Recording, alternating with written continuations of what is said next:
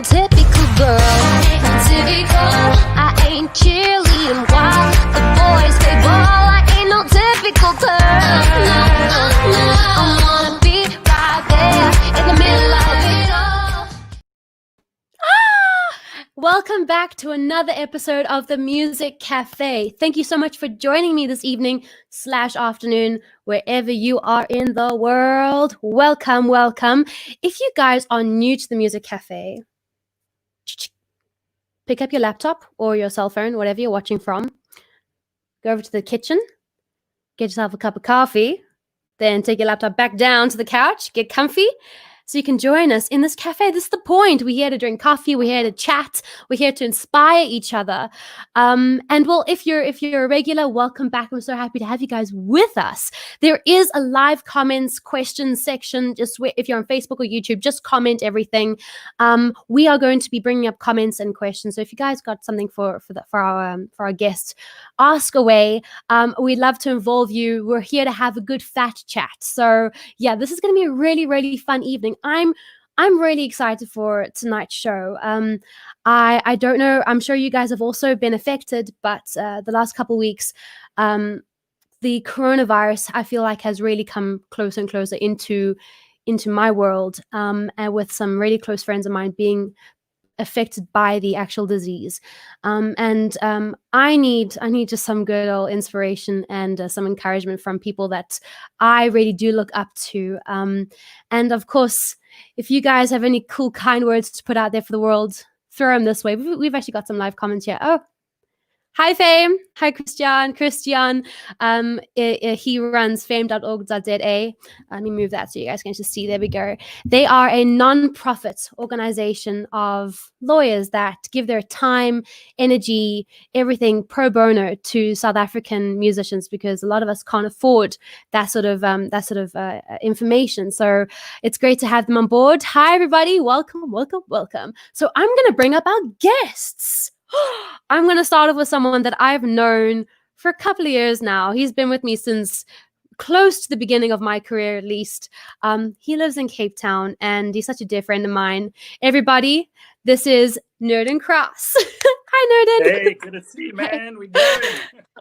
We're going to have some so fun, good, man. So good. Yeah. Yes, so excited.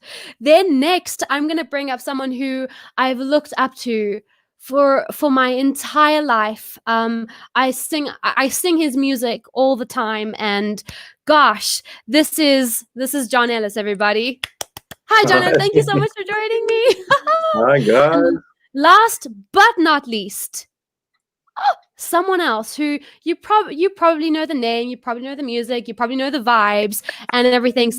This is my first time meeting him, but the thing is, I know his name from around town, and of course Nurden Cross knows him pretty well, and his name is Hilton Greig. Hi, Hilton, how you doing? Hey, guys. How's it going? Wow, this is so cool to have you all here. I mean, this is just a room full of like inspiration, like oozing out of all the cracks of this music cafe. Y'all are amazing, and I look up to all of you, and so thank you so much for joining me tonight. Gosh, thank you. Great. Awesome. Fun, we're gonna have a good fat chat. We're gonna play some live music, and like I always say to everyone, this is not just about me asking questions. This is about all of us getting involved. If you guys have something to add, you've got your own things you want to say, chuck them in there. We've actually got some people commenting. Hi there. Hi, Wild. How you doing? And Fame is like and then we've got Shirley. Hi, Shirley. She actually does my writers rounds. John has actually been to a writers round of mine, and Shirley was a regular at my writers round. So hi, Shirley. Thank you for joining us. So guys, I'm going to go around the room if that's okay with you. If we can just, if you guys can just give like a hashtag Tinder bio version of who you are and what you do. Tinder John bio. loves this, I know. Nurden, do you want to start? You go first, John.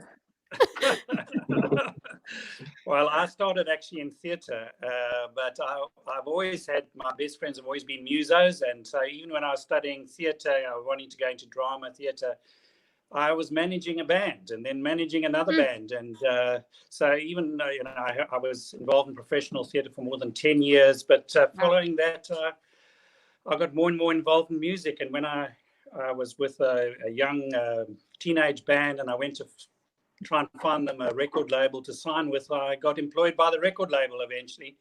And so That's so cool. Yeah, and so we had fun, and Hilton was part of that, and John was part of that to some extent. So we all go back a bit. But yeah, I've spent years sort of dabbling in the music industry, but I don't sing myself. I don't really play an instrument, but I've always been more on the producing and the management and the administrative side and the marketing and promotion. So that's me. Tinder. Hashtag Tinder bio version. That was perfect. That was brilliant. No, I'm fascinated with your career and what you've done, because it's so diverse. Starting in theatre, going through to management has been, I mean, it's crazy. And even in your radio career as well. I can't wait just to chat to you about how the industry has evolved and changed, and then obviously through this pandemic, you know, what's going to happen. It's a scary time for all of us. So I'm really keen to chat to you from your perspective, Mr. John Ellis. Will you give everybody just like a Tinder a Tinder bio version? Go. I'm John. I'm 48. I'm single.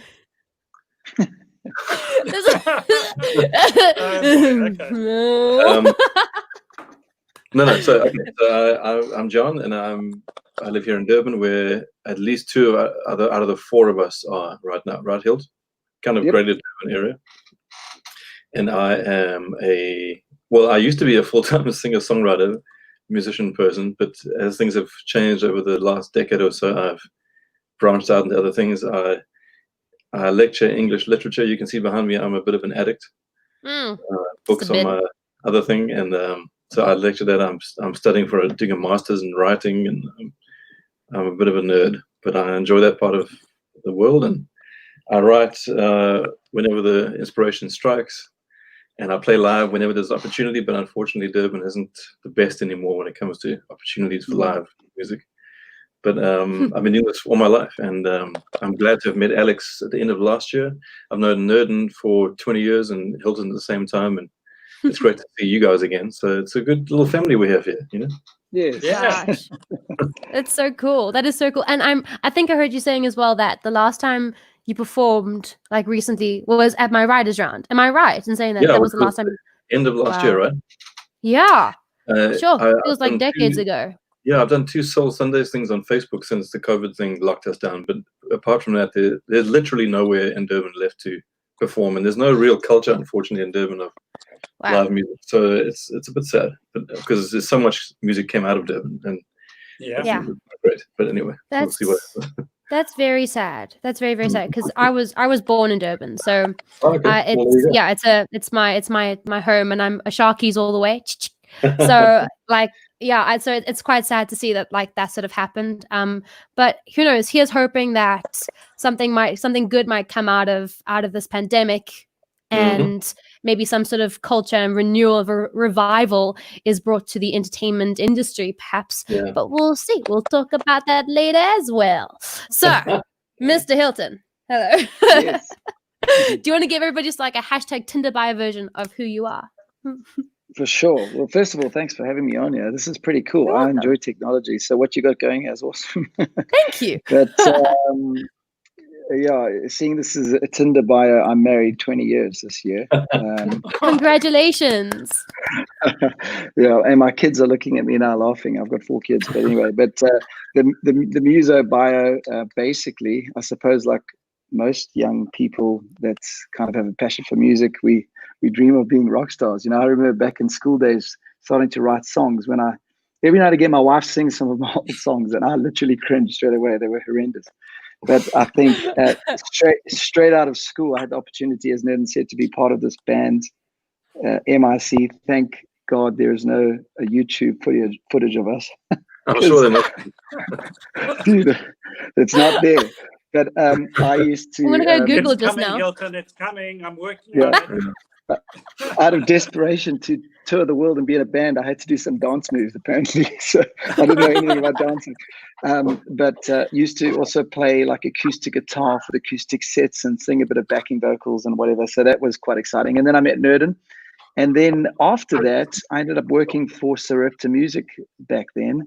And then they were coinciding some launch like worship music with like these live worship events. Do you remember the Nurden extreme worship events? Yeah. So they said, hey Hilton, why don't you put a band together? So we used to do these like events, launching like the Delirious records, Michael W. Smith worship back in the day, and I started like leading worship a lot more. I was involved in our local church as well back then that we had just started, and then brought some of my songs to Nurden, and Nurden said less words, Hilton, because they were very wordy.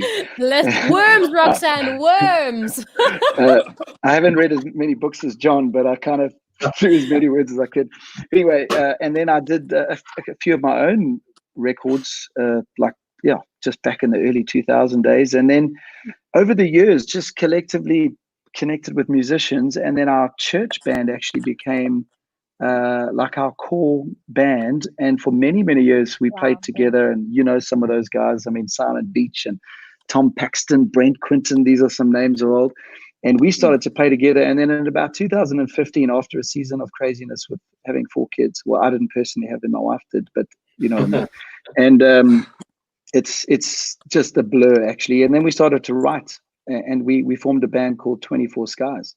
And we've just done 3 projects, and just it's been amazing. It's been kind of a bit of a dream, I suppose, being able to travel a little bit. And we more lead worship at kind of different events, and then we teach a lot into that. So that's a little bit of what I do.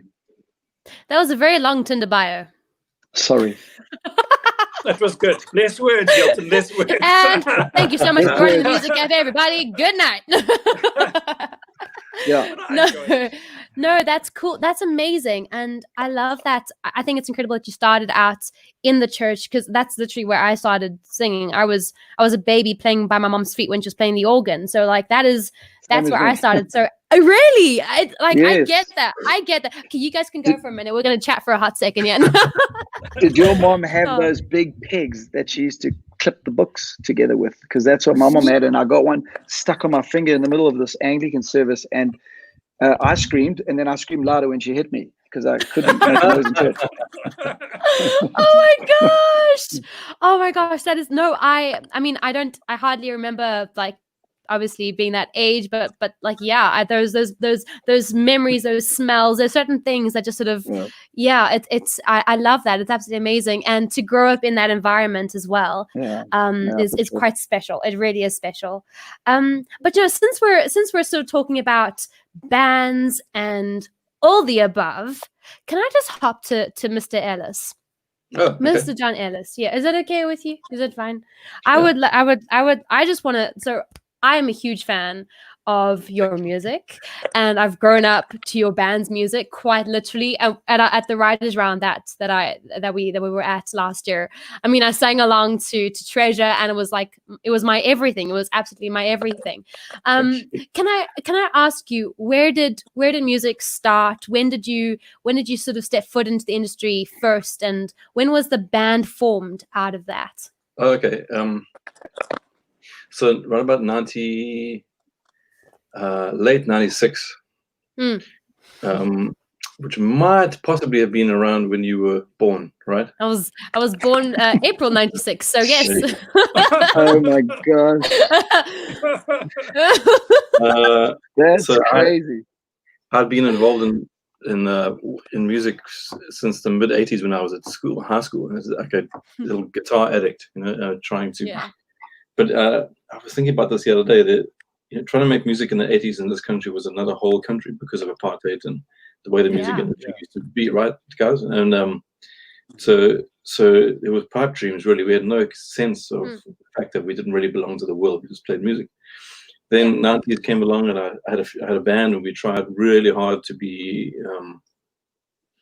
part of the South African music industry that was coming forward in the early 90s, 92, 93, 94.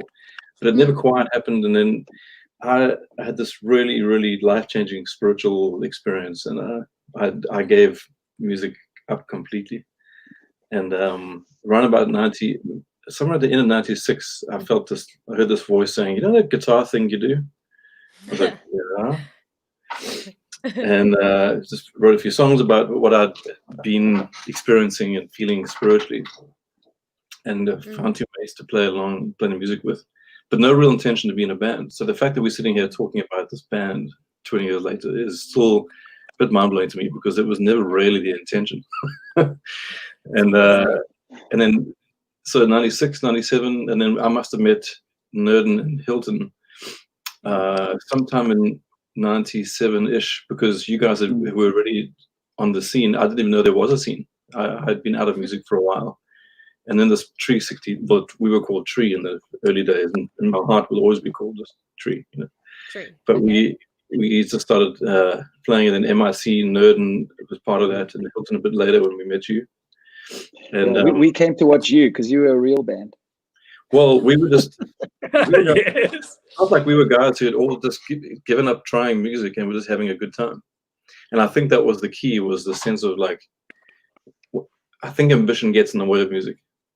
And the competitiveness of trying to outdo each other in the music industry.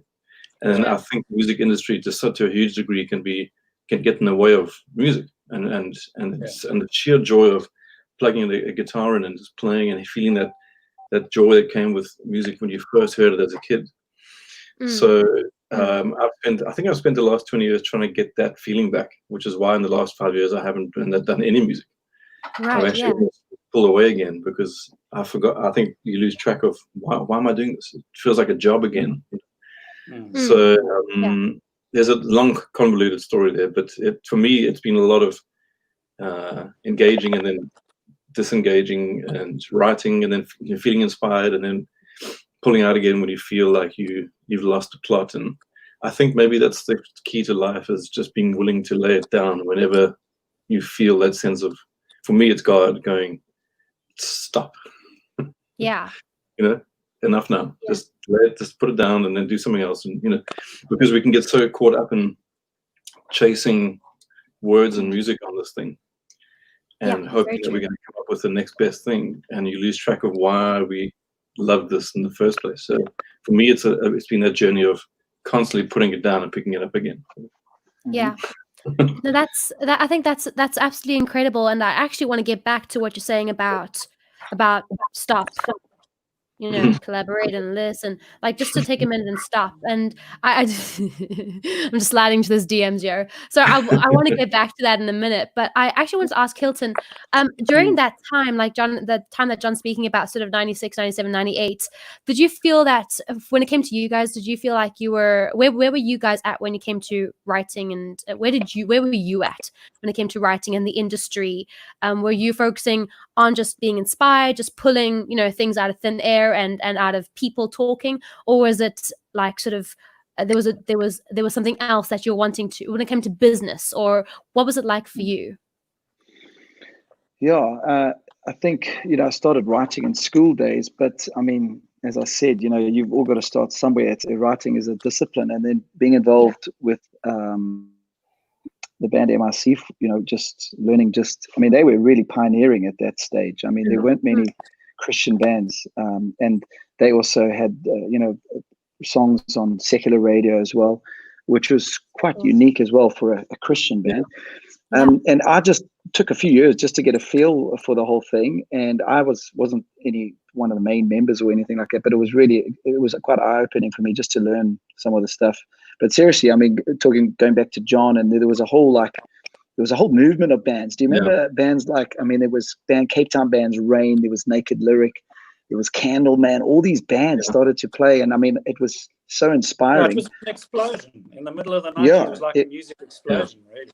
Wow. Mid to late 90s. Yeah, it was incredible. And then that's when I also ended up working with Sarepta Music, because I felt like I needed to learn some stuff. Daniel and Ellis, actually, I'm wearing his Franklin cap today. He taught me a whole bunch. I won't tell you everything he's taught me, but he's a funny guy. But he taught me a lot of stuff about the music industry, because I connected with them through Sarepta as well. And I actually wasn't right. I mean, I'd written a few things, but I mean, I don't know. It's just like it took some time, actually. And then in the early 2000s, I only started to write a little bit about and stuff, but then gave it a break, just like John was saying as well. You know, I also got to that stage as well, because I had gone to Bible college, And I just felt like, yeah, that whole ambition thing, and wanting to be something, yeah, I just had to let that all go. I remember at the time, George and Quinton were two of my best friends, and they had left to go over to the UK to be part of a band called the Worldwide Message Tribe. And I remember dropping them off at the airport. I can vividly remember it.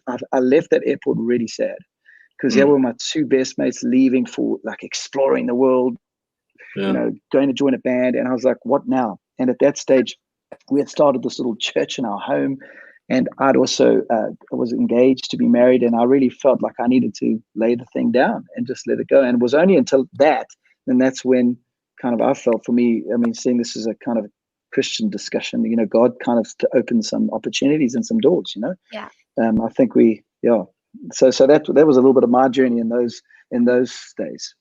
Yeah, I'm trying to like hold all these thoughts together, because I've got so many questions when it comes to like sort of God saying stop, just take a minute to sort of breathe. And I kind of obviously the world is in turmoil right now with the pandemic, with Black Lives Matter, with all of these groups speaking out as well, and it's so the world is just wrestling with itself right now. So I would love to chat about that in a hot second. But I just wanted to ask, I mean, what happened in the 90s, Joe? Like, was I born? That's what like what happened in the 90s? Like, what made this happen? Nurden, what made this all happen? Well, we very bravely, and it was a real touch and go financially. But between myself and a guy called Anton Becker, we had this label called Sarepta Music coming out of Durban, and I think that's the fact that we just did crazy things and took fat chances with people, and we were just determined to do it well and to do it creatively and to. Yeah, and it wasn't just us; it was the artists. There was some great people who had great ideas, and we just resolved to do things differently. So that was it. And also, a group like MIC encouraged other aspiring artists to reach for it, and to I think one thing led to another in some ways. And and John, I remember when I first met you, it was Steve from MIC came. We were about to do a big concert for 1,000 people, whatever, in Hillcrest, and he said, "Hey, there's this guy, John. You must hear him sing. I want him to open for us." And that was the first time I hadn't met you, but I, as a manager, had to give permission for you to go on stage and all that. And, I was there. We were all just blown away, but it was so strange because, Alex, MIC was electro dance music. Very, very programmed electro. And then John came with real music, Oh, come on. real, the real deal. And it worked well, and that was the beginning of that journey here, so it was great. There was also a movement out of the UK, guys like Matt Redman, Tim Hughes started coming out, Soul Survivor days. Oh, look, and I think that was hugely instrumental. Yes. Huge thing, yeah. It feels to me, sorry, Alex, I was just thinking, in terms of the timeline of all this. So I remember that time well, but I was brand new on a scene that Nurden and Hilton had been part of for a while, especially Nurden. There was a journey that Nurden was already on, and I came out of nowhere because I was never a person of faith before. I was just a guitar guy with hair down here. And then and so when the tree thing started, I knew no one, and I had no idea that there was a movement or a scene of faith-based music or Christian music, whatever we want to call it. So for a lot of guys like Nurden and the MIC guys for Hilton, this guy from Durban North was like, who's this guy? And but there was such a great sense of camaraderie and a community that I was welcomed into, and I always feel grateful for that because I was a late bloomer, late comer to the party, and yet without those days, I feel the same as Hilton. Without those days, there would never have been a tree. It was such a great sense of acceptance, and hey, we're all doing this. We're on this great journey together. Let's see where it goes. And there was zero guarantee that any of this would work. We all felt a sense of, and also you must remember one other thing. This still amazes me today. A lot of this stuff came out of this tiny little city on the edge of Africa. We're not talking about Cape Town or Joburg even. Durban has always come third to those cities. We were a harbour town at the bottom end of Africa, and this stuff went global in some strange way, and that's always quite a huge part of the story of how these songs and this music and these musicians, there's a little explosion in this tiny little town. Went around the world. That's a miracle, really, even today. It is. Yeah.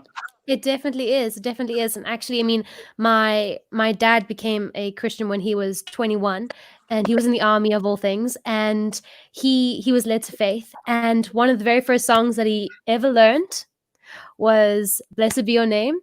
And it was Tree's version of "Blessed Be Your Name," and that is what. And he was in Durban. He got married to Mom while they were still living in Durban. I was born there, so I mean, I agree. It was like this little hub, definitely this little hub. We only moved to Johannesburg for business opportunity for my dad, but you're right. I think it definitely is a bit of a hub, and so much has come out of it clearly. So I mean, but I actually wanted to ask Hilton. You were speaking about how these Christian bands were getting opportunity to play on these mainstream radio stations, which is quite unique, because I think that when it comes to radio, and now Nurden, this is like all you. This is all you. When it comes to radio, it's now between what is number one on iTunes, and it's all because of the cell phones and what people are downloading.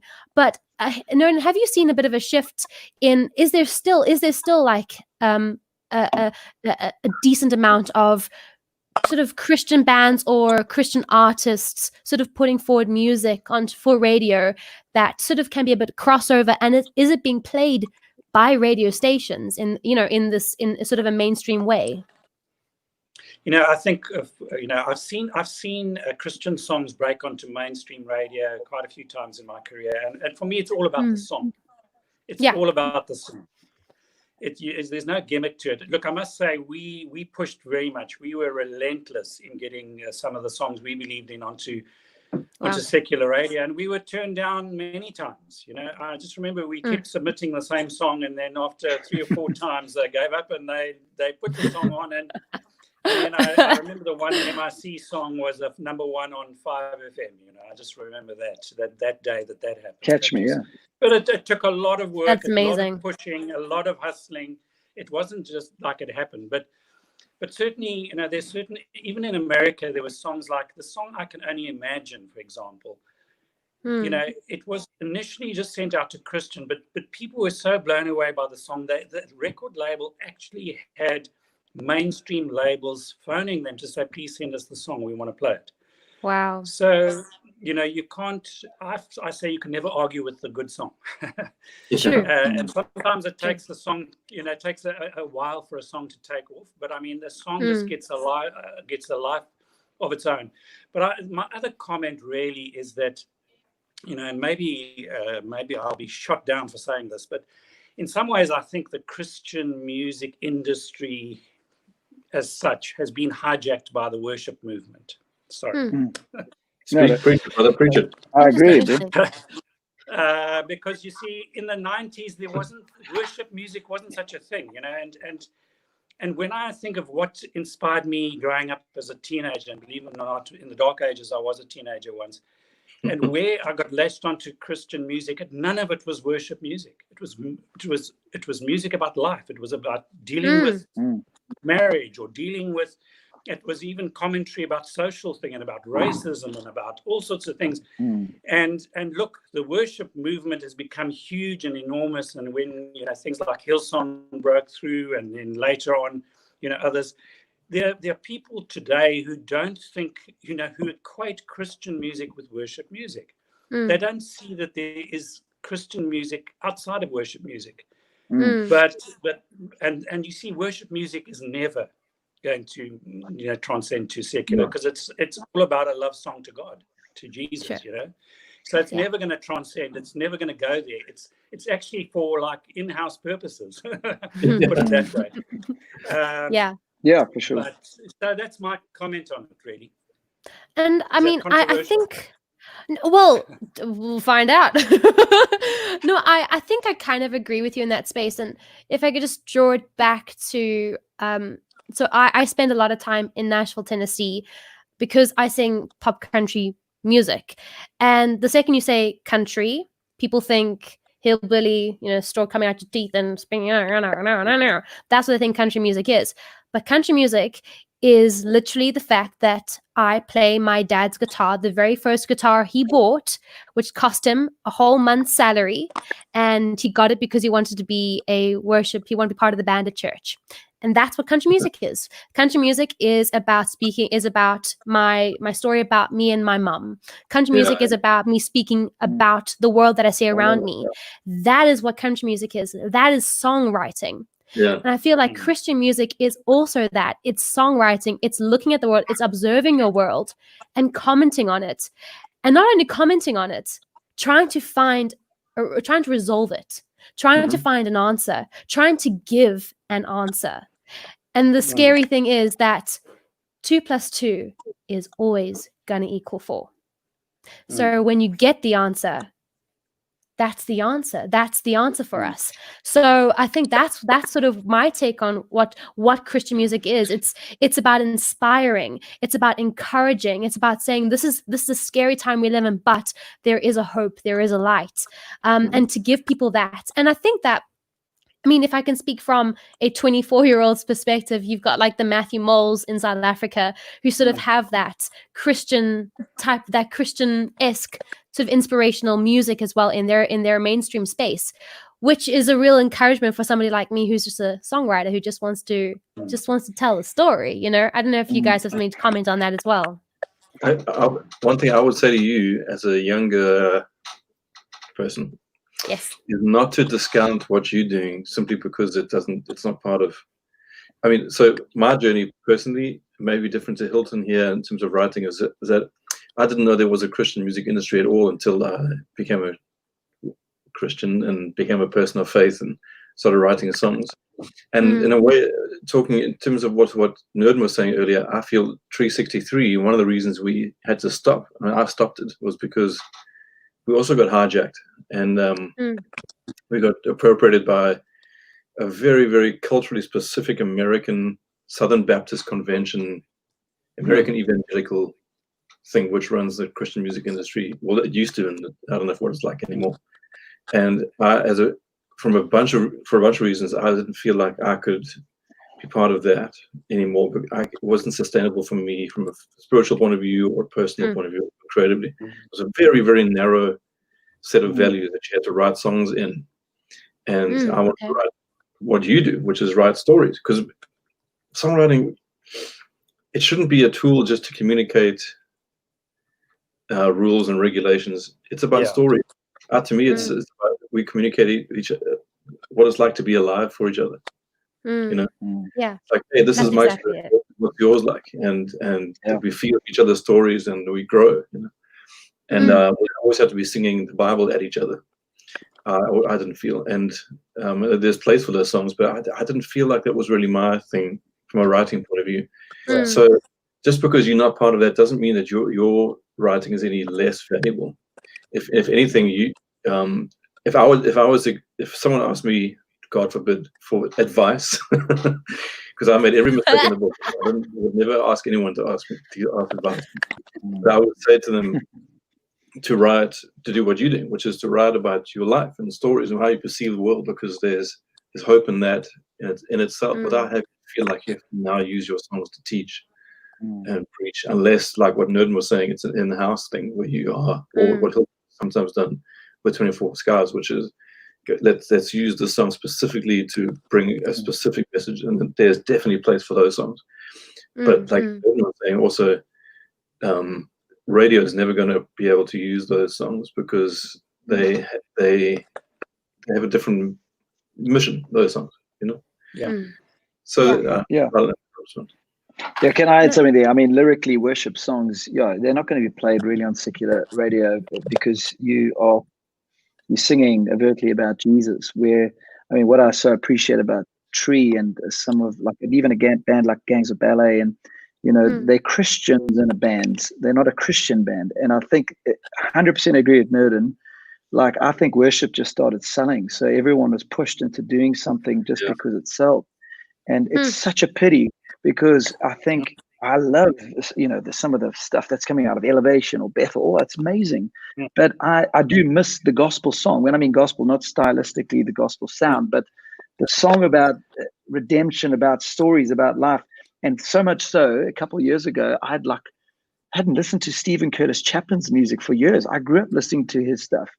And I downloaded one of his recent records, Glorious Unfolding, and watched him live when I was over the US. I spent a lot of time there, 2017, 2018.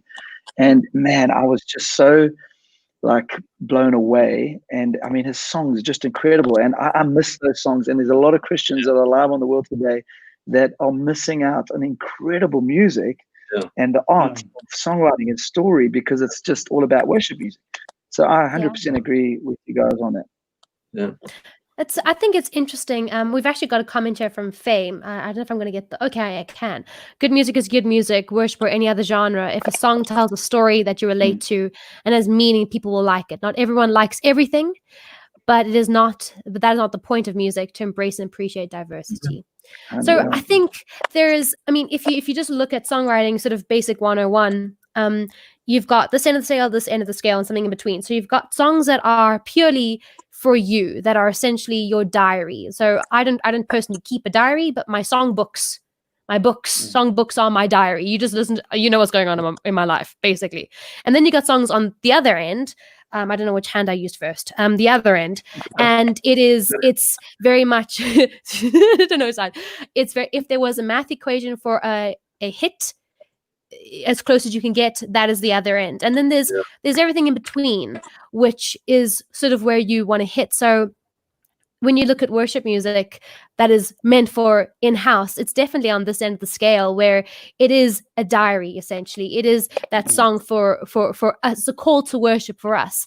And then you sort of want to try and hit something in between, where it's still going to be part of your heart, still part of what you believe, but it's going to be great for everybody else to listen to, and it's going to draw people in and listen to you. So I think that's sort of where you're speaking about now, Hilton, is that music that is actually just so inspiring. It's just basic songwriting. It's telling your story. It's what you want to hear because it resonates with you.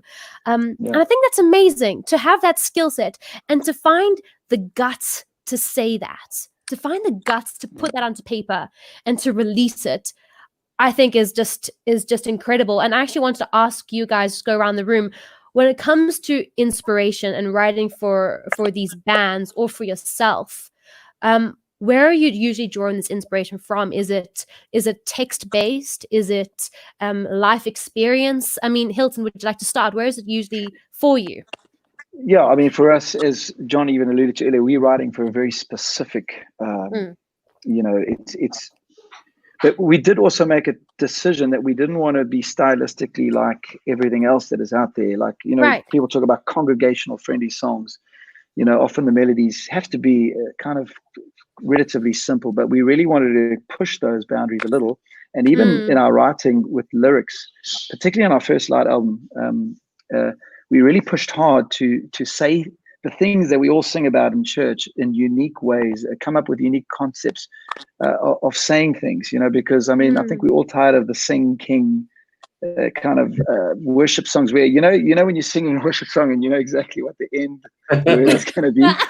It's like, we really did push hard. Honestly, guys, when I say, I mean, songwriting is absolute joy and privilege, but my gosh, it's painful. We sat with our hands in our heads for days, and also when we just felt like maybe it's done, we were like, no, we can't repeat that bridge. We've got to write another bridge. So we pushed really hard. So for us, we took inspiration, a lot of the stuff obviously out of the Bible. We wrote all our albums, the Endless Anthem, then First Light, we wrote around those themes of freshness, new life, awaken, My Hope, which I know Nurden, they played on their station quite a bit.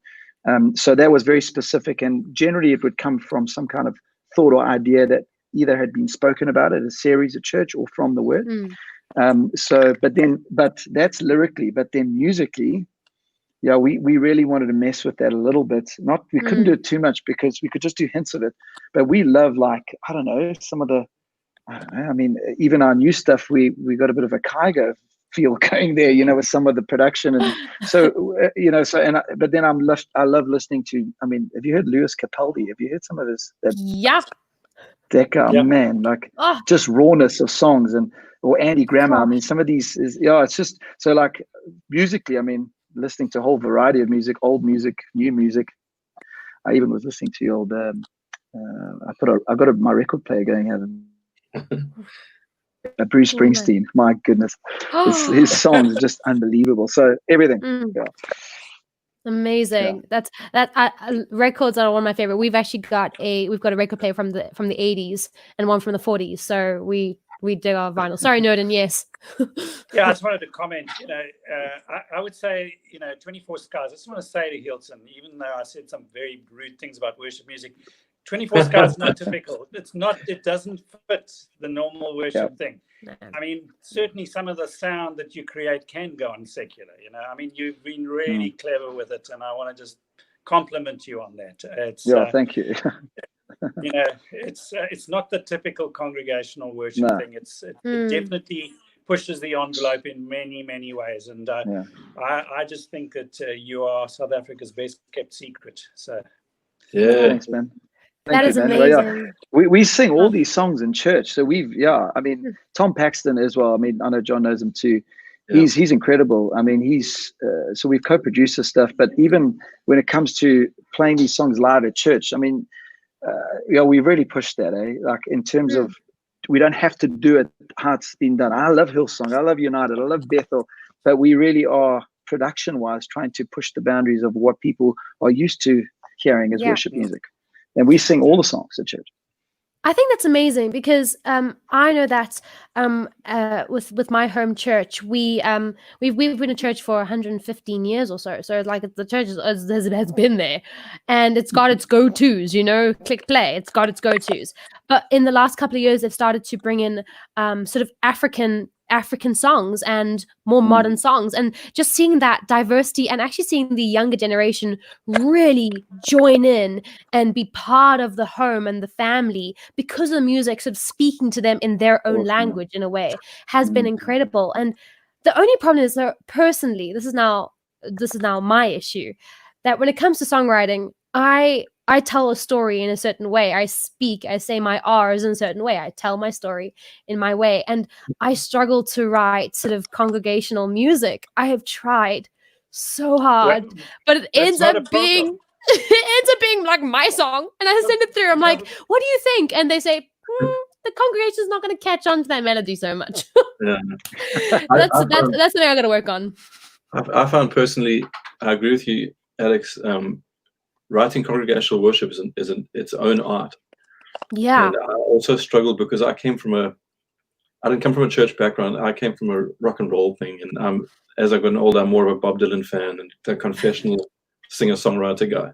Yeah. So, and then I met Matt Redmond, who for me always will be the guy. Yeah. And amazing. But his skill was that.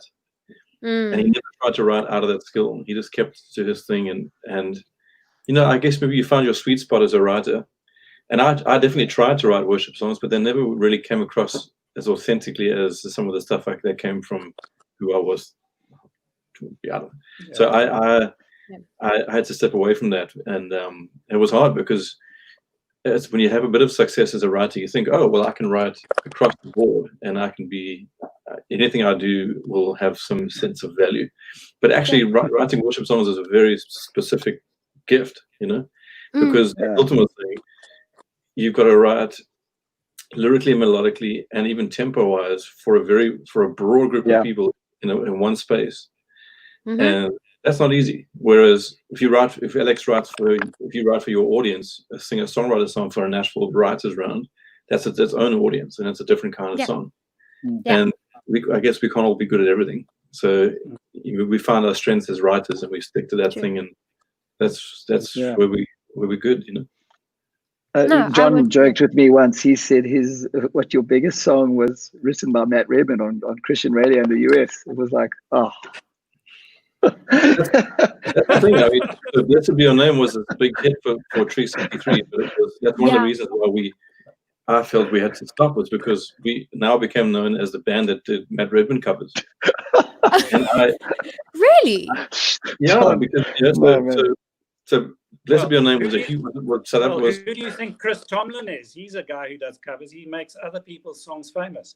Exactly. But I love Chris Tomlin. I love him. But very few of those songs are his, eh? They are other people's songs that he's made. Yeah, I never felt that was for me. So I stepped away from that because.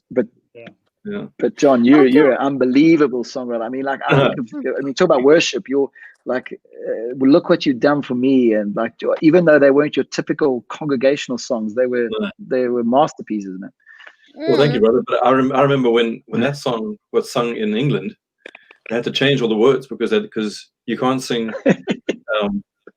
Now I'm standing 10 feet tall in a church. Yes. Those were more confessional singer-songwriter lyrics, and the church. So how would you change that? Well, now I'm standing as an average tall as average person. I don't know. Very, very. I'm standing tall, my normal height for a human being height. Yeah. Hold on, everybody. I'm standing my height tall. Thank you very much. And continue. Yeah, very strange. The 10-foot tall guy in the church is going to feel like he's being attacked. Alienated. Gosh, shame. Oh, the struggles. No, I mean, I love both y'all's music, and just you both have inspired me, and Nurden as well. Just with your career, Nurden. I mean, you've done everything, like you mentioned in your hashtag Tinder bio. Like you've done it all from this side to this side, and I just wanted to ask when it comes to radio, because I think you were at the radio station for what, 5 years? Am I right? 5 years. 5 years. How did the industry in those years change? Did the industry change when it came to music? What people were wanting? Were they wanting more worship-based songs? Were they craving more mainstream music? How did the industry sort of shift in your time there? Yeah, it's a long story because I think we're much more on South African radio. We are much more free and easy compared to American radio. American radio is so narrow. If we've been talking about how, we've been talking about how the church or Christians have dictated how we do our songwriting, and to write for congregation is all these rules you got to follow. Well, for even mainstream secular in America, there's so many rules for radio. I think I think Alex, you've been on the other end of, if you sign to a label, suddenly they are dictating to you. Alex, we've been through that grief before. We've spoken of we've spilled the tea. Way that they want you to be.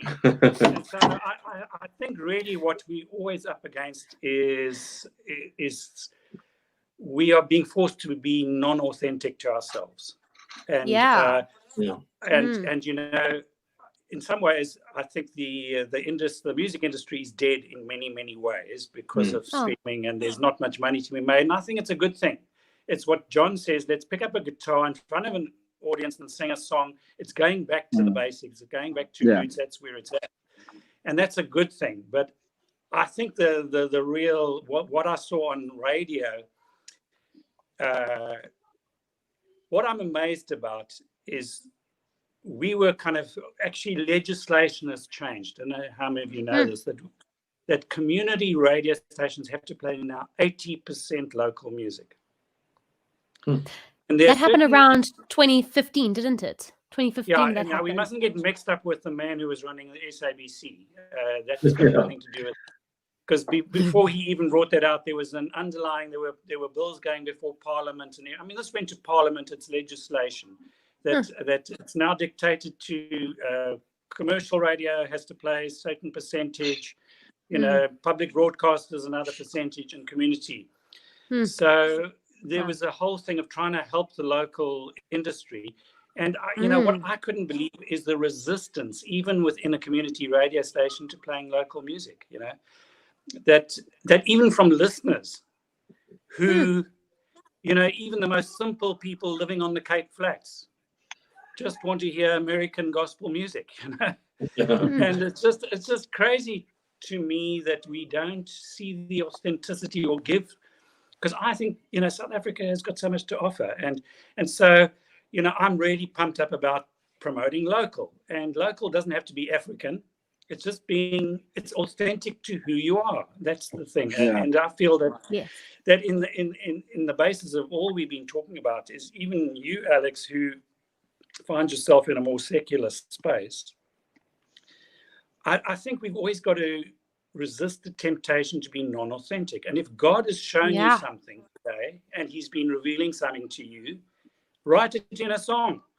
Don't hold back because you think your non-Christian audience won't like it. Yeah. But put it cleverly, do it poetically, do it like Bob Dylan would do it. You know what I mean? Yeah. Do what Bob would do. I mean, have you listened to Bob Dylan's gospel albums? Yeah. I mean, I mean, the way he managed to put across a Christian message in a way that was just mind-blowing, you know. So, and I think it's a matter of always being authentic.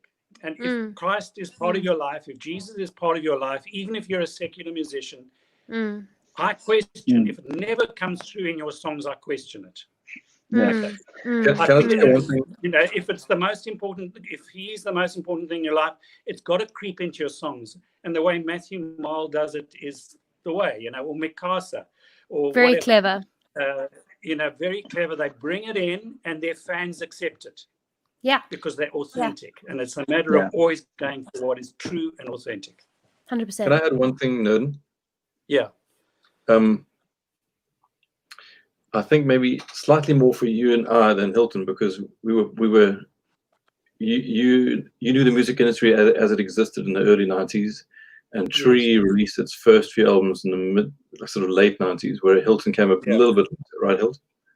Yeah. Like 2000. So, but the music industry that existed in the early 90s, that existed when I was writing, is gone now completely. Yes, yes, it has. And Alex is somebody who's inherited a whole new playing field when it comes to writing, recording, and releasing music, right? Like the only industry you've ever known, Alex, is the one that exists now, whereas Nurden and I have seen one thing end, and this weird time where nothing was happening, and then this new thing now, which is, I don't even know what it is. So for me as a writer, I feel it's harder now for someone like me, because the process has changed. You used to be able to write, record, and release something, and there was a set number of things that would happen that someone like Nurden would have been part of. Getting the song on the radio, getting the album marketed, and then you could follow a number of steps, and you would see it sell. And I remember bands in the States talking about all those things. But that's gone now completely, because now we stream everything, and now you reach our audience on your own social media platform. Where someone like me, I don't feel like I have the patience to hustle on social media. Like I'm not a hustler. Like I just don't have it. You know, I don't do that thing. Whereas before, you could trust a record label to hustle on your behalf. That was how it worked. You know. So I'll write a song now, then I won't record it, because I don't feel like it's worth the expense to record, because no one's ever going to hear it. So I totally get it.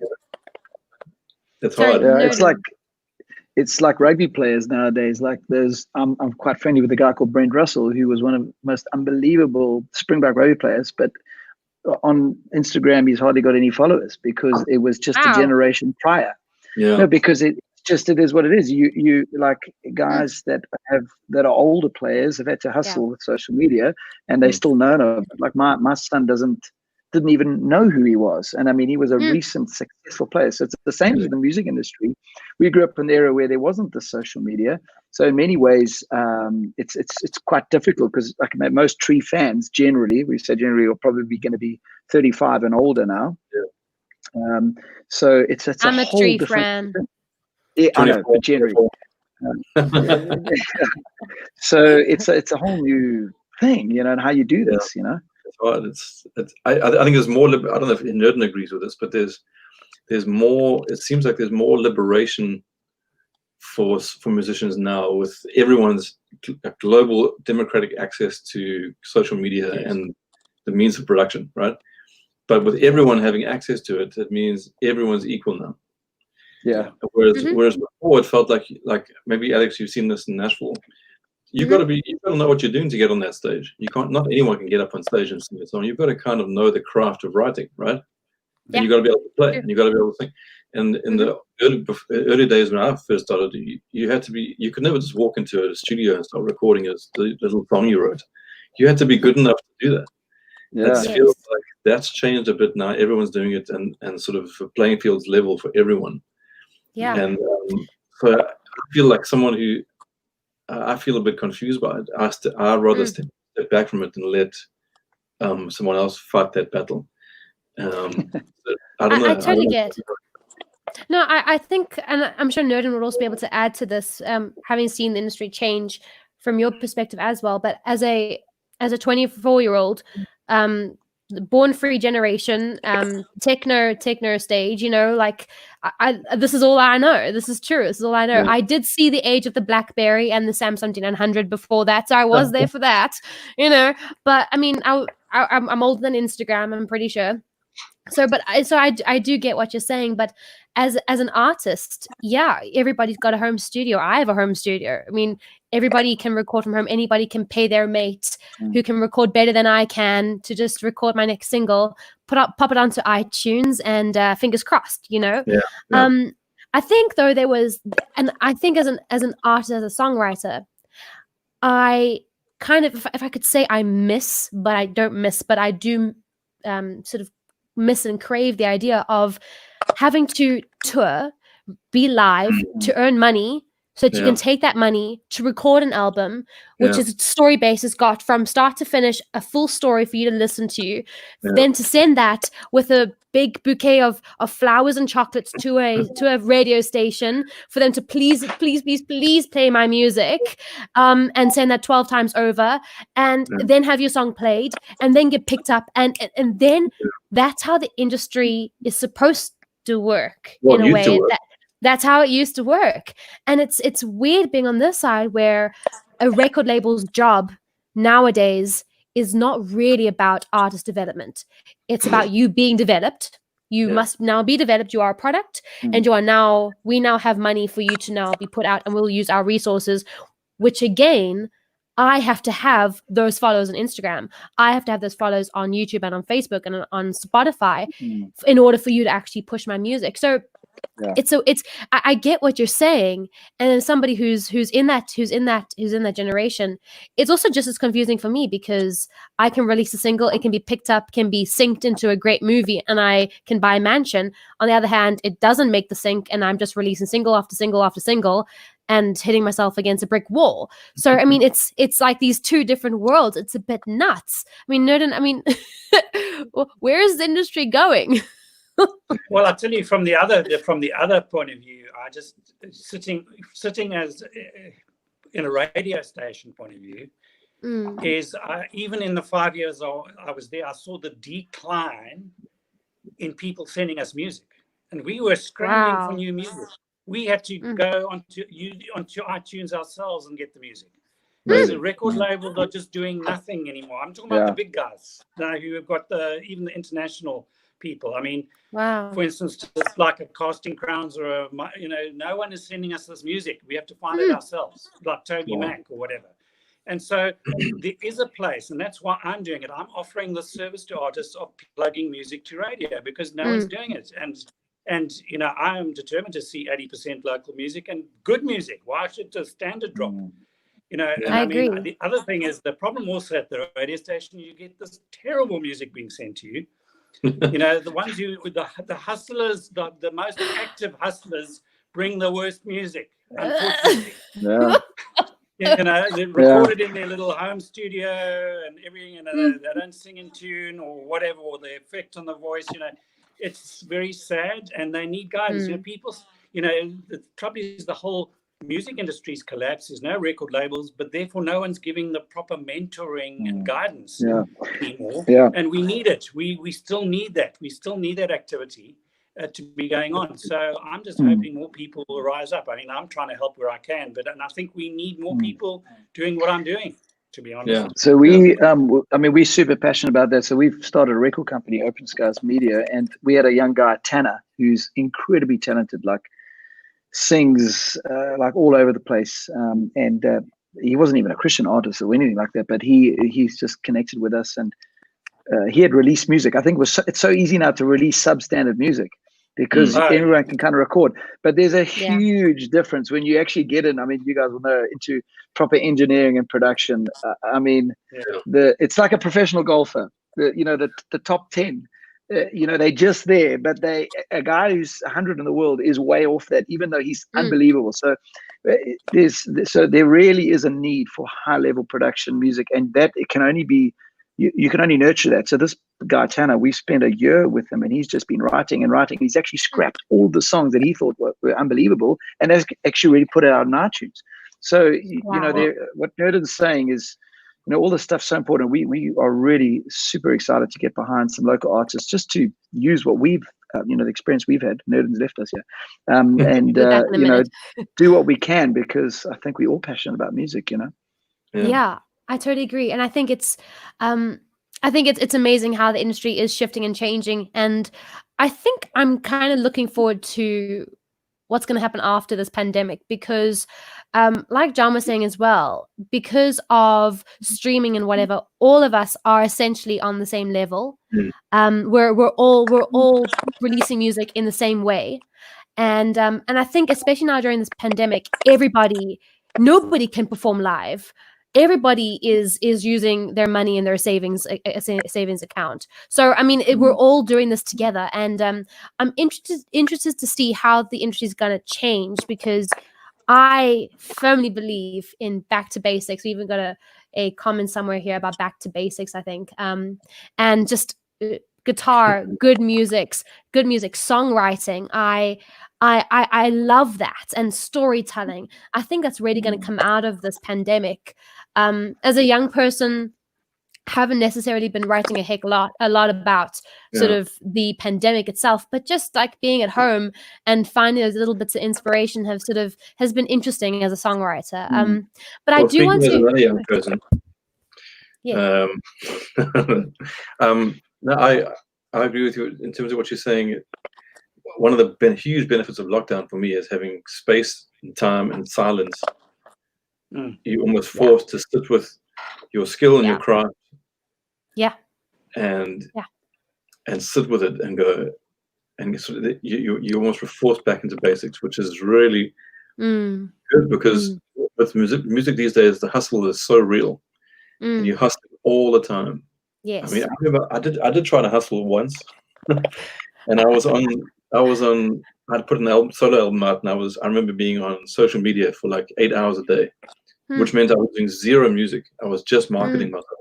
And like Nurden, those are the days where a record label's role was to take the burden of marketing and market you in your music. That was the point of music thing. So the musician could go back and focus on what they were really good at. Yeah. I'm a shocking salesman. I couldn't sell you water in the desert. It's not my skill. I just don't have the skill. But now I've got to be the guy going, hey, you need this new album by me. Right? It's skill set. And it's putting the hats on, like sort of you've got the songwriting hat on, and you're writing and being authentic. Then you take that hat off and put the music thing on and going, now I'm going to try and sell you my song. And I don't think those two hats belong on the same head. No, they're not. No. If the senior pastor thing doesn't work out for me, John, I'll promote your music just as much as I'm passionate about a band called Monarch. He was hopefully going to be on here, but he's an incredible songwriter. And I'm more passionate about his music than any of my own stuff. So I love doing what you don't like doing. So I hate it. Maybe one day.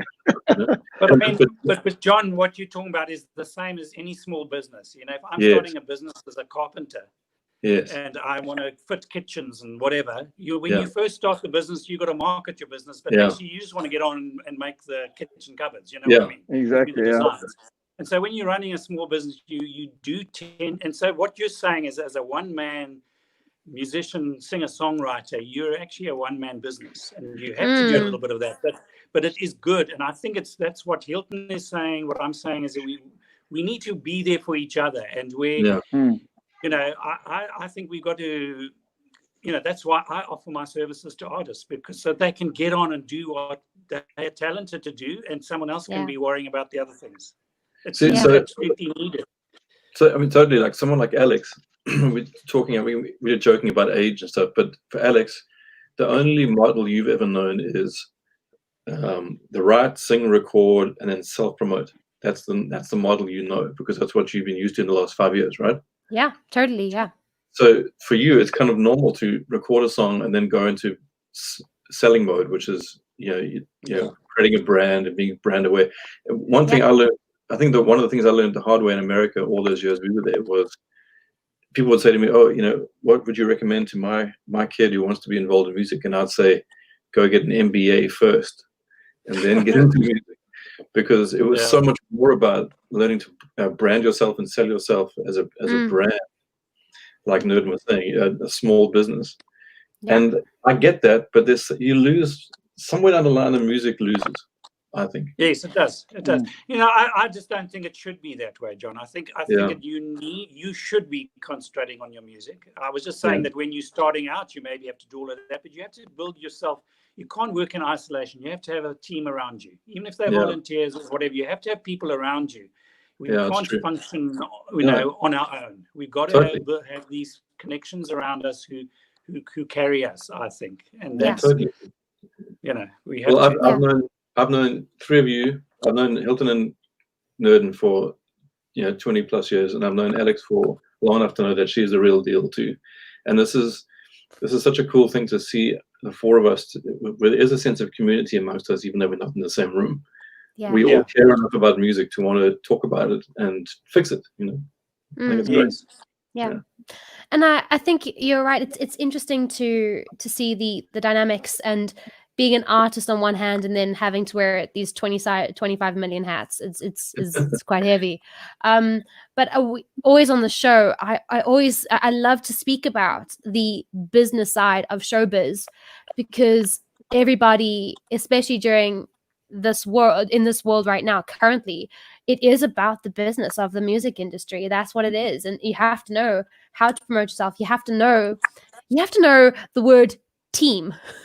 Very simple little word, team. And to build that is something that every new artist forgets, and they think they can do it on themselves, but they have to learn team. They have to know who to trust, which questions to ask, and what to look for in a contract. And I think that there's more to an artist. I think we're pretty intelligent in our little space, because we gotta know a heck of a lot to actually make it in this industry, or to mildly make it in this industry. And I love to talk about the business side, because you find a lot of musicians completely wrapped up in the music side of things. All about the music, man.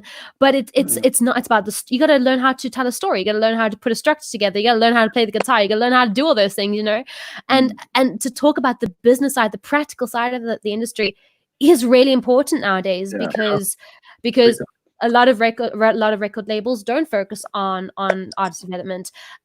Your contract with any part of the industry could have something, me before I before you, and suddenly the whole deal changes. I mean, and they use Latin, and I don't even study French, and I can't speak any, So I mean, you need to know those things, and then you need to have the savvy about you to know when you found the right people, and when you've made the right connection. Because often you end up in your own little bubble. You want to take care of yourself, and you need to make the music yourself, and have all the rights and everything all together for you. But when you find the right people that want to hop on your journey and help you, you got to have the savvy and the trust to actually ask for their help and let them join in on that journey. I mean, my publisher, John Fishlock, I literally read the contract mid last year. I met him beginning of last year. I only signed it beginning of this year. We both worked hard for each other, and I think to find people like that, and people like Nurden in my life, to have people to actually go to them and say, listen, this is what I'm doing. I want to keep you in the loop with what I'm doing. To find those people, it's important to have that team, that foundation around you. I think that's so important in every aspect of the industry. Big time. Yeah.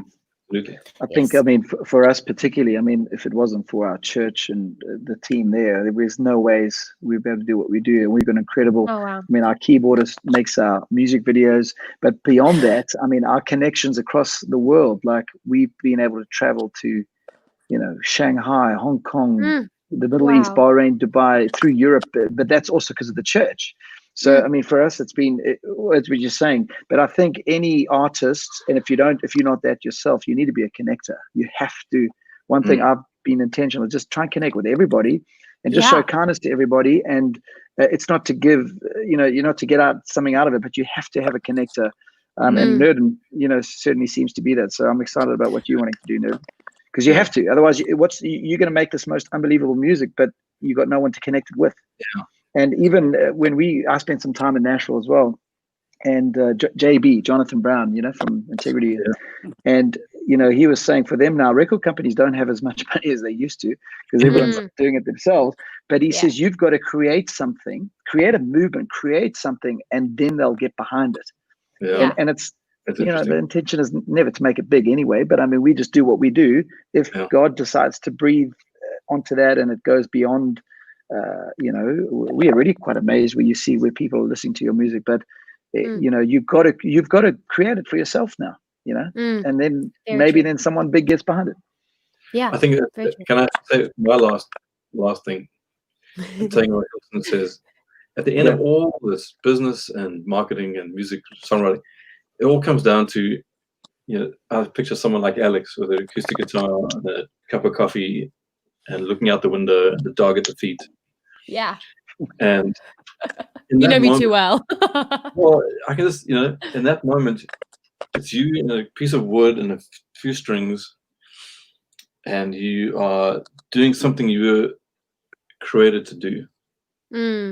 All the other stuff, the marketing and the radio stuff, which is so important from a career point of view, all that stuff goes into the background in that moment because you are just being authentically, like Nurden was saying earlier, authentically you, and that itself is pleasing to God in that moment.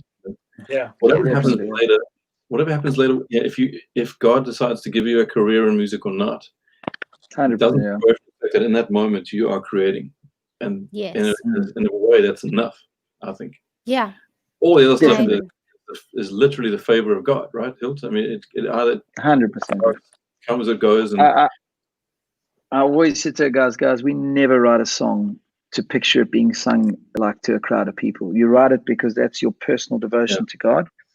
And the intention should never be, as you know, I mean, for any type of fame. If it comes, if you have influence in life, amazing. But what's so important is how you treat the people around you.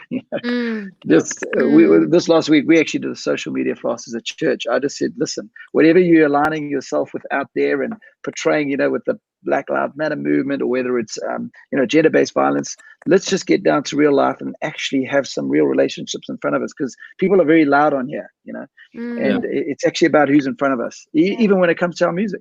Doesn't matter if we end up whatever. Totally. I had my 15 minutes. It came and went. And when I sit in with my guitar upstairs, and it's just me and the guitar and a melody and a few words, that moment is special. Yeah. If I manage to capture it on an album and it sells millions, that's another conversation. It doesn't even occur to me at that moment. I've seen it come and go, but to be in that moment and just be creative. We're talking specifically here about creativity and songwriting and communicating something from your heart. That's the thing that gets us up in the morning and makes us want to do it over again every time. Don't you think? So I don't know. That's my 2 cents. John, I'm like close to tears. Like what you say is just so, like it's like hitting home. So yeah, that's exactly it. On that note, we're close to being like overtime now. Like, we're done. And no, I am not done until we play music. Is this when you start paying us per minute? Yeah, sure. I'll pay you in coffee and WhatsApp hours. There are those people when it goes over then they start paying per minute. Yeah. Okay. So, John, make your song like a whole 30 seconds long, and I'll make mine 30 seconds. No, I'm joking. We hear all that. Amazing. Sing us the ringtone, John. John, will you just make me like super duper happy and just like play something? It doesn't matter. Just play something. Like whatever you play, I'm gonna like in love with. Just I want to do like a 30-second lockdown song, right? So I need money. I need it now. Give me money. That's all I'm thinking about. I need money. I need it now, baby. Come on. I haven't got a last line for that song. Oh man, that is one of the most. That's number one on iTunes right there. That's one of us. We all felt that. That was really inspired. Yeah, I really felt. Yeah, like really, deep. You got me deep straight. Yeah. I got it. I totally felt that one. No, John. I think. Are you guys fine if we do like a mini writers round quickly? We play a bit of live music just for a couple of minutes. Yeah. Is that okay with y'all? John Amazing. went So, live on his page. I think it's still up there. He did an evening of like covers. It was incredible, by the way. He did some Prince covers. I watched it. It was unbelievable. I had fun doing that. I enjoy singing other people's songs. but I also love your music. Hang on, Fame is saying that was epic. Yes, it was. I think we should do a mini rise round. Just play we can each play just an original song. Just how about we just something fun, you know? Just so everybody knows, so everyone out there knows what a writers round is. In New York, LA, you'll get an open mic. Very normal. You get up on stage, you know, and you sing a song, and then you jump off. In Nashville, you get writers rounds, and they're usually like 3 or 4 guys or girls on stage. They're all plugged in with their acoustic guitars, and they're all mic'd up, and they each sing a song in turn, original music. They tell their story, everything, for a full hour, and then when the hour's done, they get off and the next guys get on.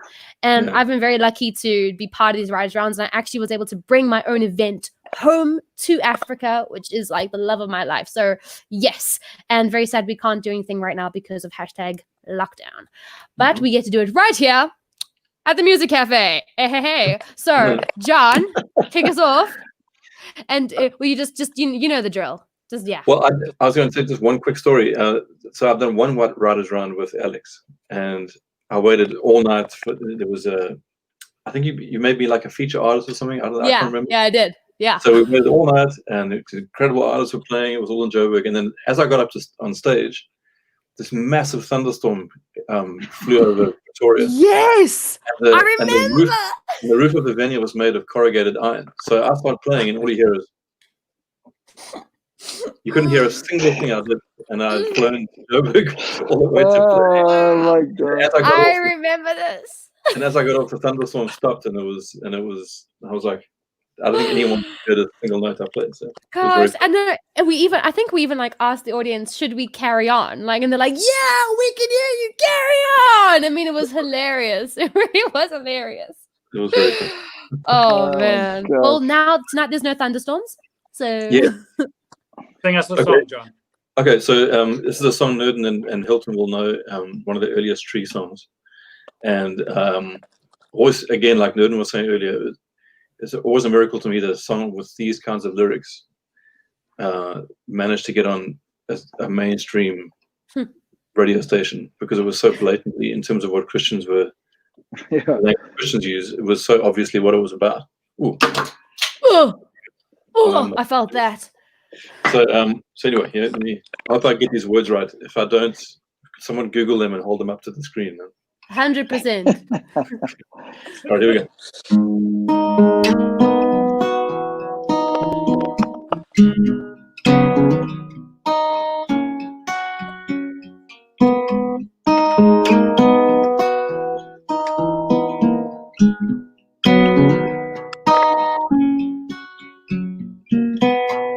Can we hang out tonight underneath your ceiling?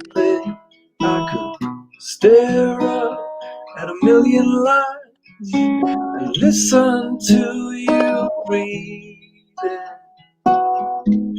If I fall fast asleep, it's just because I feel so safe from you. It won't take much to wake me up.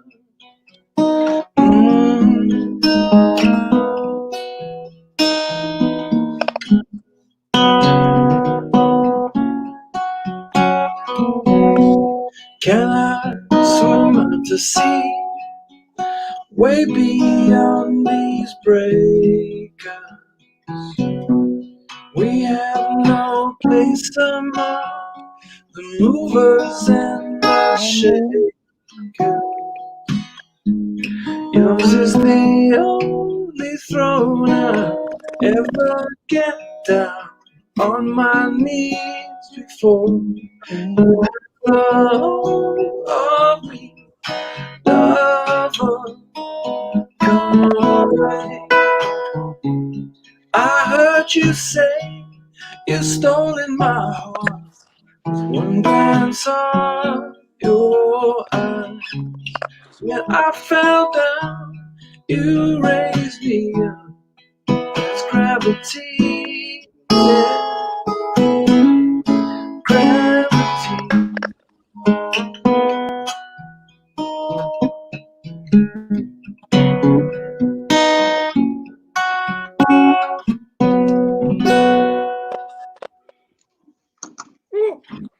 Amazing! Thank you. That is beautiful. That is so beautiful. Thanks, guys. Wow, absolutely. I So love good. listening to John sing. I'll just listen all day, every day. Actually, yeah, we got some more comments here. I gotta just bring them up here. Amazing, absolutely amazing. Thanks, I'm gonna hop a quick song. Just want to check. Can you guys hear the guitar? Yeah. Is it loud enough? Everybody always says it's never loud enough, so we should That's check. cool. Amazing. So I wasn't quite sure, but listening to you sing that song, I kind of felt like I want to sing this particular song now. Like I said, my songs are my diary, and you can tell what's happened in my life through my songs, which is really special for me to be able to do that. So this particular song, I was going through a crazy hectic schedule while I was in. I travel back and forth to Nashville. I mean, every couple of months, literally like 2 or 3 times a year, I'm there, and I work hard. I'm there up at 6 a.m. I go to bed at 11 p.m. I'm working hard, and sometimes I don't always spend time focusing on myself and making sure that I'm okay. And I end up having like this panic attack and like random like weird stuff. So I had to come home and like recenter. Find my chi. I don't know what they say. Find your chi or chi. So I try and find my rooibos tea and my chai latte. And I wrote this song. It's a diary, and it's called Dear Me. So this is a little song to me. Dear me, to everything I wanted to be. Dear me, to my present, my future, my past. I'm writing all this down to let you know. You don't have to do this on your own. But it's all the waiting, which way is it coming? Sometimes the rain, it falls, the clouds are crashing in. Just close my eyes, stay open, watch it crashing in. Yeah, head is up, the clouds are low, the clouds are in the sky. Sometimes it's all nothing when you gotta show your feelings. Your feelings, yeah. Dear me, it's gonna be alright, you'll see. Dear me, you got everything you need in your hands. I'm saying this again to let you know. You don't have to dance life on your own. But it's all the waiting, all of this anticipating. Sometimes the rain, it falls, the clouds are crashing in. Just close my eyes, stay open, watch disaster win. Yeah, heaven's out of sight, but I am running to the light. Sometimes it's all nothing when you gotta show your feelings. fearless, yeah. But it's all the waiting. Which way is it coming? All this anticipating, waiting for disaster to win. Sometimes the rain, it falls, the clouds are crashing in. Just close my eyes, stay open, watch disaster win.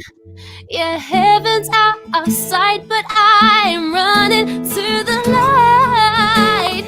Sometimes it's all nothing when you gotta show your feelings. Your feelings, yeah. Your feelings. Sometimes it's all nothing when you gotta show your feelings. Your feelings, yeah. Dear me,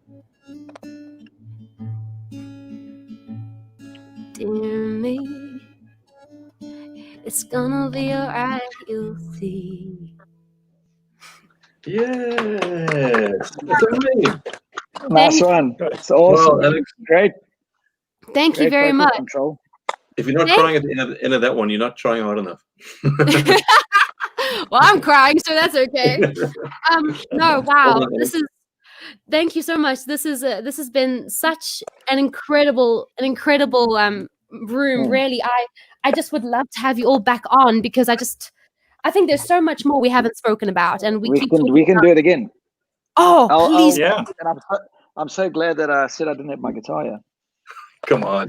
No. We're not Yeah. getting out of that easy. No. You're part of that. No. You're going to be doing it next time. Hilton. Yeah. And you two, Nurden, you're just going to, I don't know, you can play that. You must join in somehow. Nurden, you're going to join in. Can I ask Nurden to do one thing? I'll surprise you. Yeah. Next time.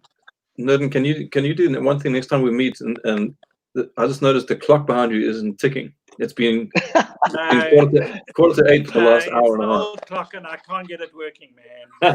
Oh my God. Is it really quarter to 8? Grandfather. Wow, we went for a long time. Yeah. Well, I knew someone was going to comment about it, man.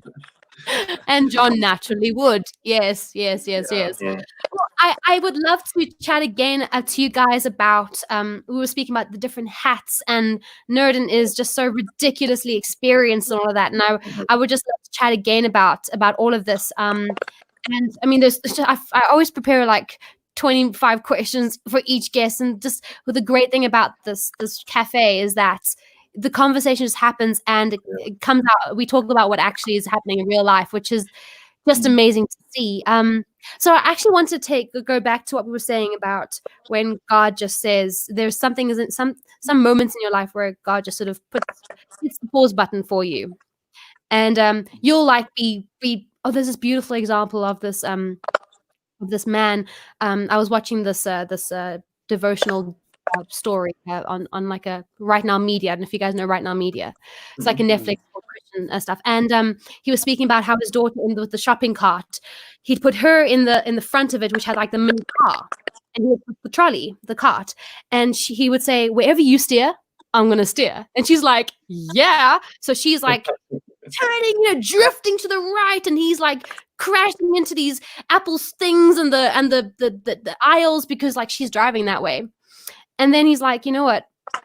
This has been fun, but I have a shopping list. I've got to go do my shopping now." So she like just turned so hard to the right. Like she just turned out. You can imagine a little 5-year-old. She just put all the energy into turning right, and he effortlessly turns left. Yeah. Maybe. And that is just how and the thing is, you can either fight that. You can be that 5-year-old fighting it, or you can just say, "Yeah, cool. Jesus, take the wheel." Quite literally, I'm going to follow your plan. And I think that this pandemic it's incredibly scary what we're going through. It's very sad what the world is going through, the turmoil that we're facing right now. But in a way, I feel like God is giving us a minute, saying, you know what, push pause on life. Y'all, life is crazy. Look at what's happening around us. Take a minute to actually focus on the relationships around you. For me, it's been spending more time in devotions, calling my family, calling my best friends, FaceTiming them, doing these cafes, learning more, educating myself, listening more, which I still haven't quite mastered yet. But I'll get there. But I think it's been opportunity for me to seize all of those things. So I'm coming out of lockdown a very different person than I was at the beginning of it. And I would like to go around the room, and if you guys have sort of learned anything from this time, or if there's a pearl of wisdom that you'd like to share with our viewers that they can take away with them. I know I'm asking for your advice, John, so just go with it, okay? But if you have something I would love I say every week that I'm putting together this music cafe book. I'm going to go through every single episode. We're on episode 11 now, and all the hashtag worthy things that people are saying, I want to put into a book. And if you want to enter the music industry, these are things you got to know. Essentially, these little tidbits, networking, be nice, all of the above. So. If you guys I would love to end off the show with just a pearl of wisdom. John, would you like to start this? Well, being so wise, I must say. So wise. You're talking to somebody who's made literally every mistake in the book and wrote an extra few chapters because there weren't enough mistakes to make. So, wow. I think I'm the least qualified to say anything other than I think it's so easy to put music and your talent and your gift at the forefront of your life and make it and identify with it and make it your identity. But really, there is something more important than that, is your inner life in terms of who you are as a person. And from a Christian point of view, or from a spiritual point of view, no matter what your talent, your gift is, finding out who you are in God is way more important. And I personally found that through the gift of silence, which is a strange thing for a musician to say because we make so much noise. Yeah. Hilton, remember, 363 was based on this massive noise, just plugging guitars into amplifiers and making them loud as possible. And it was exciting and it was fun, but we contributed a lot to the noise of the world. And so I found in the last 5 years, turning away from some of that noise and coming to God in silence, I've learned so much more about who I am and who God means me to be, and how my life is not about me, which is hard for a musician because we're in the game of me. Yeah. Even for Christian musicians, it's very tempting to focus on your career, your branding, your songs, and we get so focused on what we think is about us, whereas God is so much about emptying ourselves, and the whole message of Jesus is to die to yourself, which is not a popular message. And so emptying, learning how to be silent, learning how to be still, I feel like I've learned more through those things than anything else. And then I don't even feel like that urgent need to write songs anymore because if songs come, they come by themselves. I don't feel like I have to push for them anymore, which is a huge lesson to learn. But it's not a popular message. Learning how to be silent and to die to yourself, that is the gospel to some degree, but it's not the popular gospel. And it took me a long time to listen to that one, right, Hilt? It takes a long time to learn how to hear that one and be ready to put the guitar down and listen. I think it's a case of listening rather than trying to say so much stuff. But there's seasons for everything, and there's a season for writing, and then there's a season for not writing. And I'm just in that phase right now where I'm in the season of listening, and I'm hearing it a lot, which is all that matters. you want to come preach at my church on Sunday, bro? I'm $20 an hour, so I don't know if you can. Yeah, it won't be as long. Yeah, no joking. So good. I think So that's good. amazing, and I totally agree with everything you've just said. And just so I can add in here, you are, John, you're a big inspiration for me. You really, really are. I know I always reference the song Treasure, but like I grew up with that stuff, and like your music has inspired me, has inspired my family, which is it's ridiculous. It has inspired my family. And so thank you so much for being on the show and sharing your heart, your knowledge, your advice, and your music. So thank you so much for that. And yeah, That's great. I really do appreciate you and everything you do. I love being with you guys. It's been great now. Oh, man. So, Thanks, Ellie. Hilton, do you have any words of advice, pearls of Yeah. wisdom you'd like to share with anybody? I'll make this as quick as I can, but something I've hung on to right from the beginning of lockdown. It was a story in Acts, and you'll see how it ties in quick. But Paul and Silas are doing this mission trip, and there's this lady kind of making money from, well, her master's making money. She's like fortune telling stuff, and she was actually irritating Paul. So eventually they like pray for this lady and cast the devil out of this lady. And anyway, the master is mad now because his form of income is gone. So they chuck him in prison. And Paul is a Roman citizen. He actually should have had a fair kind of trial. He shouldn't have. That shouldn't have happened. But what struck me about the story, so talk about lockdown. They were stuck in the inner dungeon. They were clamped, no windows, and people are freaking about going on lockdown for 3 weeks. Well, it has been now 4 months, but anyway. But they were in the inner dungeon, and I just love their response, and I think it ties in with the conversation tonight. It says around midnight, Paul and Silas were praying and singing hymns to God. I just love that. Like our response, whatever the hardship, whatever the journey, John's spoken a bit about his, it should always be, even though it's silence, like he's saying, God gave him patience, but the response, see, worship, it doesn't always have to be loud. It's actually, it's a heart attitude. And they were singing hymns, but listen to this. I love this line. This hit me like a ton of bricks. And the other prisoners were listening. Yeah. And if you think about what we do, we got, there's listening ears on the other side of what we creating and what God is, doing in and through us. And, the perspective there was the other prisoners were listening. They were listening to the words and the prayers and the songs and the perspective that Paul had. And people are listening. There's many open ears right now because they need some hope. I mean, people are struggling. I mean, businesses, people's mental health. And I just love that the other prisoners were listening. And then at that time, it says there was this massive earthquake and they were set free. And the jailer came running in and he thought they had escaped and he was about to take his own life. And Paul shouts to him to say, stop, we're here, don't stress. And he ended up leading that guy and his whole family to God and the whole town. It was just such a powerful story, just the power of worship as a response of gratitude, regardless of where we find ourselves. And even in the difficulty we find ourselves in now, it's just such good perspective because there's always listening ears.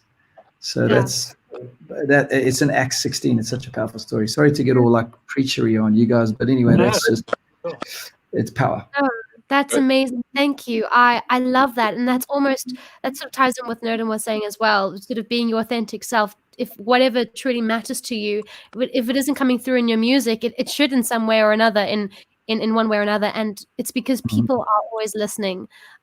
People need to, especially during this time, they need to be encouraged. People need to hold hands, need to speak to each other, need to call our loved ones, we need to check up on our friends, because we're all grieving.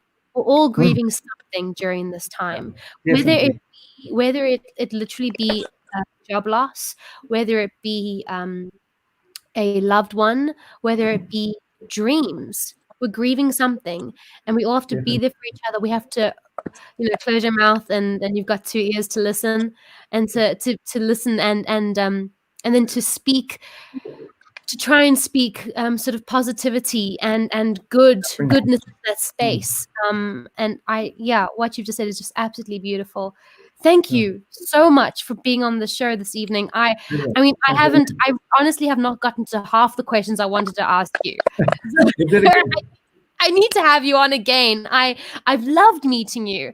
I love Yeah. you and your music and your energy, your passion, everything. I would love to have you on again and actually get to the rest of those 35 questions that are still to ask. Definitely. Always keen.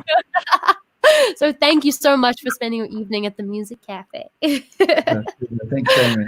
Of course. So Nurden, to round off the show, do you have any pearls of wisdom for anyone out there? Yeah, I also try and keep it really short. Just my heart goes out to the musicians who depend on music and on performances for an income. I just cannot imagine, how hard this has been for you. But sometimes, as in every good media player, there is a pause button, and as you say, we've hit the pause button right now. And as John is saying, it's a good time to reflect. It's a good time. And I hope some great songs have been written in lockdown, but it's not going to be forever. What I want musicians to grasp is that, there's a lot of talk about the music industry being dead and everything, but music will never die. No. Music, people need music like they need the air they breathe. Yeah. It's interesting that in the UK, in the first few weeks of their lockdown, the listenership to music radio spiked enormously. In fact, streaming went down and people went back to listening to music on radio during lockdown. Wow. It's quite crazy. I can People believe need that. music. Yes. It's like a lifeline. It's like a lifeline for people. So musicians, do not give up and don't see your success by your streams or your likes. No. Music is not in the streaming. It's not in how many downloads. It's not in the sales even. I'm sorry to say the music industry's changed to this extent. You're not going to make money out of online sales. That's not where the money is. It's not where the magic is. It's not reality. It's a marketing tool. Okay. The reality is when you sit, even if you just sit in your lounge with your instrument and play for your family, that's the reality of where music is. And if you can bring a tear to an eye, if you can resonate with someone and change their mood and change their emotions through your music, which is what it does, that's why music will never die. And that's what it exists for. The live reality when you're sitting, singing, playing an instrument and singing, that's the reality, that's what we've got to harness and what we've got to go for. Yeah. Amen, brother. That's exactly it. Telling our stories and for people for us to tell their stories as well. So I totally agree with you. And wow, thank you, Nurden. Thank you so much for being on the show. Thank you for being such a great friend to me and my family. And thank you for coming on and sharing your knowledge, passion, and love about this industry, this wonderful, crazy, weird industry. And it's great to have people like you that have our backs. This is our back, and this is you. You got our back. So thank you very much for having our backs. Everybody, guys, this has been such an incredible evening. Thank you so much for coming on this evening. And honestly, I need to have you all on again because we're going to have these talks again. And the world's going to change in the next week again. So we're going to, we'll have to talk about a whole lot of new advice. Sorry, John. So buckle your seatbelts, ladies and gentlemen. So thank you guys. And have a great week. Have a great week coming forward now. Have a good week. Yeah, thanks for having us. Thanks for having Really us. appreciate it. Thank you, Alex. Thanks to those watching as well. Hope you enjoyed it. Yeah, great. Yes, we've got the amount of comments here. I mean, the amount of comments. Everybody's loved it. So thank you so much, guys. Well done. You're doing a great job. Well done, everything. Thank you. All right. Bye, guys. Bye. What an amazing evening. This Music Cafe episode has been incredible. I have been close to tears at least three times. And I feel like I needed 4 more cups of coffee because there was just so much more to talk about. Thank you so much, all of you, for joining. We have so many comments here. When it comes to also getting in touch with any of the guests that was on this evening, drop me a DM.